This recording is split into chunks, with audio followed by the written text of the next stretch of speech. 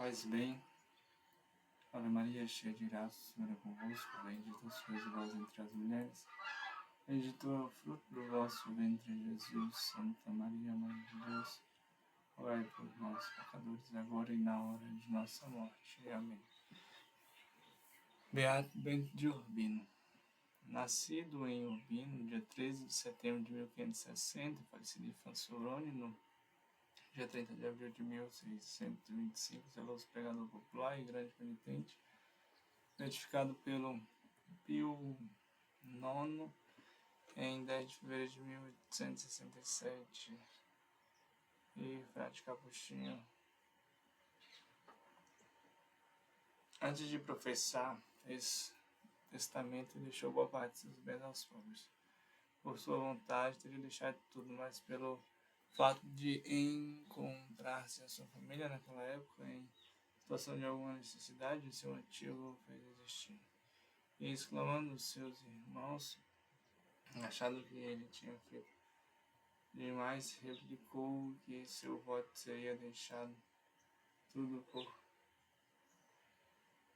por amor de Deus, mas por compaixão deles tinha doado só aquele tanto.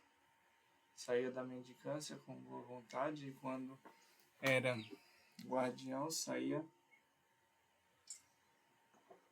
uma vez por mês. Tendo-lhe dito alguém em que era muito peso para ele, respondeu que era melhor carregar o peso do pão que dos pecados.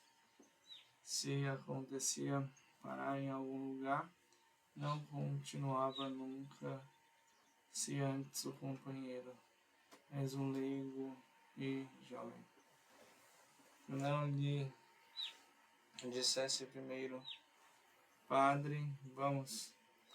Então colocava imediatamente ao jovem sobre os ombros sem dizer palavra, fato, este percebido também em frequência seus seculares, com grande edificação para estes.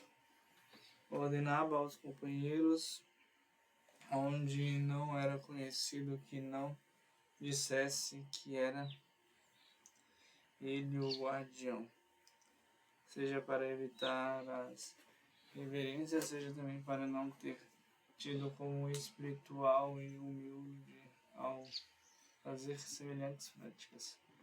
Varria a casa, abria as portas da igreja e pela manhã as janelas na hora certa, dava uma mão a qualquer serviço como se fosse um simples leigo.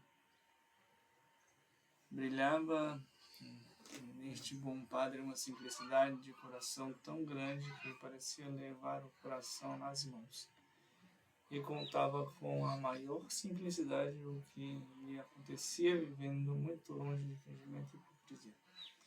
Não podia acreditar que os outros não se comportassem com simplicidade.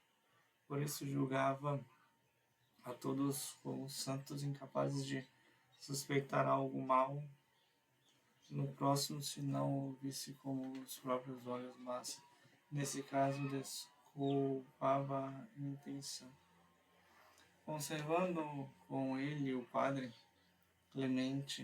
Frei Clemente de Nonato, quando era geral, disse que ele parecia um santo bernardino e que tinha descoberto nele a simplicidade da pomba, e na verdade essa virtude era admirável.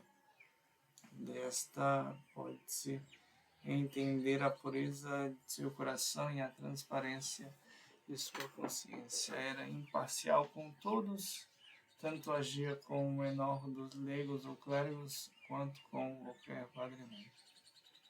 Com exceção da posição de superior, maior ou menor, da virtude e bondade, da qual fazia particularíssima estima.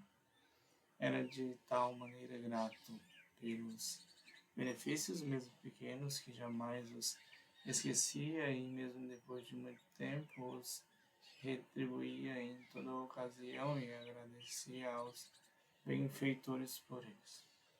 Daí pode-se concluir, tanto fosse grato a Deus bendito e como lhe agradecer continuamente pelos benefícios, não só correspondendo aos recebidos, como também tornando-se digno de outros por meio destes.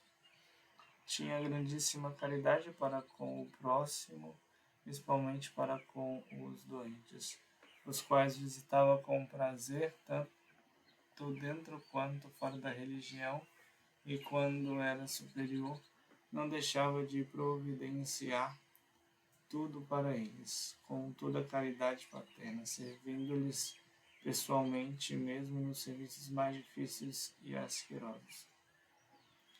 Era de grande caridade para com os pobres e queria que sempre lhe fosse dada uma esmola, especialmente aos idosos e mais necessitados.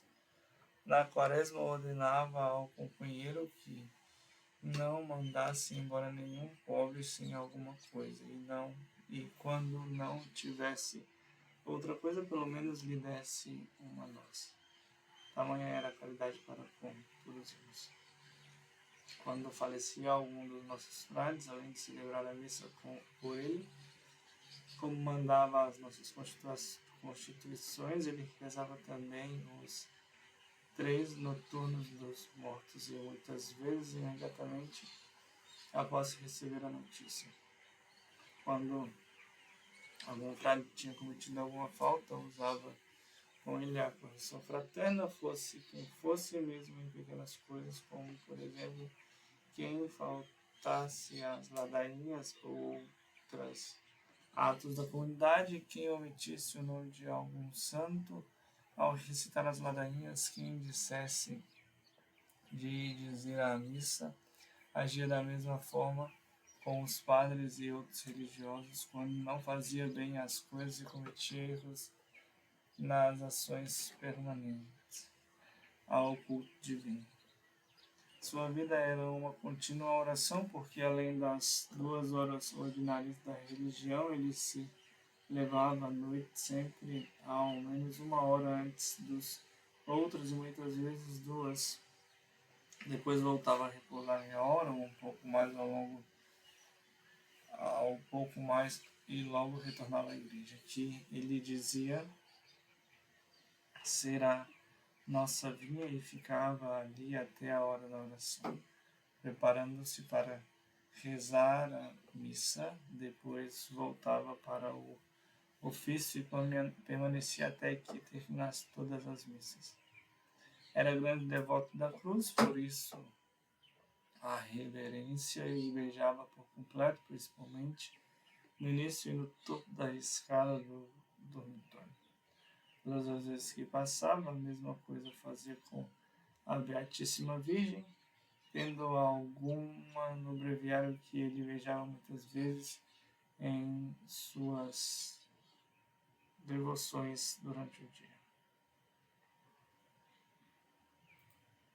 Paz e bem.